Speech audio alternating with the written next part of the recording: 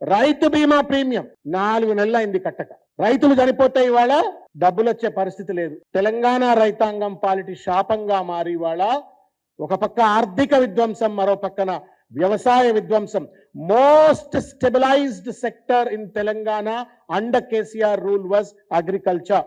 ఉచిత కరెంట్ ఇచ్చినా, లేకపోతే నిరంతర సాగునీరు అందించినా, పెట్టుబడి సహాయం అందించినా, పండించిన పంటను కొన్నా, రకరకాల రీతుల్లో రైతుకు అండగా ఉండి ప్రతి రైతును ఒక ప్రొడక్టివ్ ఎంటర్ప్రైజ్ గా తీర్చిదిద్ది ఒక రంగాన్ని స్టెబిలైజ్ చేస్తే ఇవాళ రేవంత్ రెడ్డి 16 నెలల కాలంలో మొత్తం విధ్వంసం చేసిన పరిస్థితిని దయచేసి గుర్తుపెట్టుకోవాలని చెప్పని ఈ సందర్భంగా నేను కోరుతా ఉన్నాను. ఇరిగేషన్ విధ్వంసం.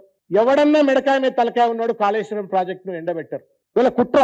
మేడిగడ్డ బ్యారేజ్ లో ఒక చిన్న పిల్లర్ కుంగిపోతే దాన్ని రిపేర్ చేసుకోవడానికి 100 కోట్లు 200 కోట్లు అవుతుంది. అటువంటి దాన్ని పూర్తిగా పడవలబెట్టి కేసీఆర్ గారిని గత ప్రభుత్వాన్ని దోషిగా నిలబెట్టాలని ఒక దుర్మార్గమైన కుట్ర చేస్తూ ఇవాళ తెలంగాణకు ఎంత అన్యాయం చేస్తా ఉన్నాడంటే ఇవాళ కాళేశ్వరం కింద ఉన్నటువంటి ఒక రైతులందరి నోళ్లలో మన్ను కొడతా ఉన్నారు. దొంగ కేసులు పెట్టి కేసీఆర్ గారిని ఇబ్బంది పెట్టాలా, తద్వారా రాజకీయ లబ్ధి పొందాలనే ఒక కుట్రతోటి ఇవాళ కాళేశ్వరం పడావ పెట్టి కేసీఆర్ గారిపై కక్ష తీర్చుకోవాలంటే రకరకాల మార్గాలు ఉండొచ్చు, కానీ ప్రజలపైన కక్ష తీర్చుకుంటా ఉన్నాడు.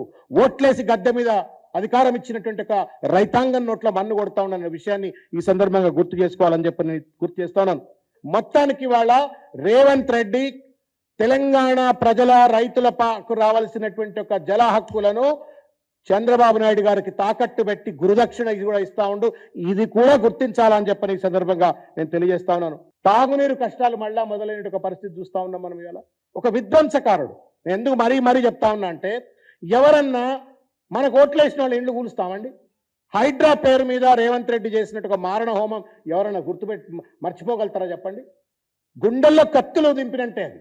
పేద ప్రజల గుండెల్లో కత్తులు దింపినట్టు హైడ్రా లాంటి బుల్డోజర్లు పంపి, ఒక పక్కన ఉత్తరప్రదేశ్లో బుల్డోజర్ రాజు అని చెప్పని రాహుల్ గాంధీ మాట్లాడతాడు, తెలంగాణలో బుల్డోజర్ రాజు నడిపిస్తూ హైడ్రా పేరు మీద ఇండ్లు కూల్చివేసింది, మూసీ పేరు మీద ఇండ్లు కూల్చివేసింది. విచ్చలవిడి అదాని లాంటి వాళ్లకు మూసీని కట్టబెట్టే ఒక ప్రయత్నం చేయటం, ప్రాజెక్టును కట్టబెట్టే ప్రయత్నం చేయటం, అవినీతికి పాల్పడటం. నోరు లేని జీవాలను కూడా వదిలిపెట్టలే. నోరున్నటువంటి ఓటేసినటువంటి ఒక పేద ప్రజలను వదిలిపెట్టలే. నోరు లేని జీవాలను చెట్టు చేయమని కూడా వదిలిపెట్టకుండా 400 ఎకరాలైనటువంటి హెచ్సియు భూముల్లో ఉన్నటువంటి చెట్లను విధ్వంసంగా మార్చిన పరిస్థితిని కూడా చూస్తా ఉన్నాం. ఎక్సైజ్ నాకు బాగా గుర్తు. రేవంత్ రెడ్డి పిసిసి ప్రెసిడెంట్ గా ఉన్నప్పుడు నెత్తి మీద నోరు పెట్టుకొని ఊకంటుండే, తెలంగాణ ఆడబిడ్డల పుస్తెల తాళ్లు తెంపి ఆర్థిక ఖజానా నింపుకుంటున్నారు ఈ ప్రభుత్వం అని చెప్పని మాట్లాడిండ్రు. శుద్ధపూస మాట్లాడినావు. మరి నువ్వు ఇవాళ ఏం చేయాలి చెప్పు ఒక మాట. You said that the previous government was surviving economically on the excise revenue. మరి నువ్వు ఇవాళ ఏం చేస్తున్నావు? మొన్న బీర్ల రెవెన్యూ ధరలు పెంచిండు, ఇవాళ విస్కీ ధరలు పెంచిండు, మొత్తానికి లిక్కర్ ధరలు పెంచిండు, టార్గెట్లు పెంచిండ్రు, షాపులు పెంచుతున్నారు. ప్రజలను తాగుబోతులుగా మార్చేయాలా? ప్రజల కిడ్నీలు ఖరాబ్ అయినా పర్వాలేదు, లివర్లు ఖరాబ్ అయినా పర్వాలేదు, నా ఖజానా నిండాలా, నా హెలికాప్టర్లు తిరగడానికి మాత్రం దుబారాకు ఖర్చులు కావాలని చెప్పని ఇవాళ ప్రజలను వాడక దొబ్బుతా ఉన్నాడు, ప్రజల జీవితాలతో చెలగాటమాడుతా ఉన్నాడు. ఈ విషయాన్ని కూడా గుర్తు చేసుకోవాలని చెప్పని ఈ సందర్భంగా తెలియజేస్తా ఉన్నాను. గవర్నెన్స్ విధ్వంసం ఇది. పోలీస్ స్టేషన్ లో కూర్చొని పరిపాలన అందిస్తున్న ఏకైక ముఖ్యమంత్రి భారతదేశ స్వాతంత్రం వచ్చిన తర్వాత అది రేవంత్ రెడ్డి.